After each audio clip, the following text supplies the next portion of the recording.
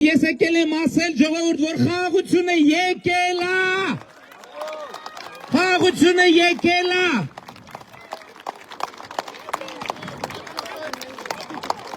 Այս երեխեքը հանկարծ չմտածեք։ Չմտածեք, թե այս երեխեքը տենց բարձր գոչումներով ինձ են դիմավորում։ Ոչ, նրանք բարձր գոչումներով խաղաղությանն են դիմավորում։ Նրանք դիմավորում են իրենց ապագային, նրանք վստահ են, նրանք արտահայտում են իրենց վստահությունը, որ իրենք հարյուրամյակներով, դարերով, մենք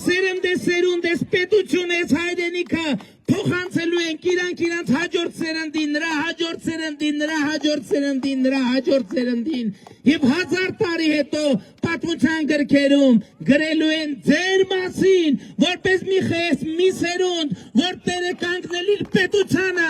իր անկախությանը, իր ինքնիշխանությանը, իր երեխաների ապագային։ Դա դուք եք այդ պատմության հեղինակը, դուք եք այդ պատմության հեղինակը եւ դուք պետք է պաշտպանեք ձեր պատմությունը ոտնձգություններից, որովհետեւ այսօր բոլոր կողմերից ուզում են ձեր պատմությունը,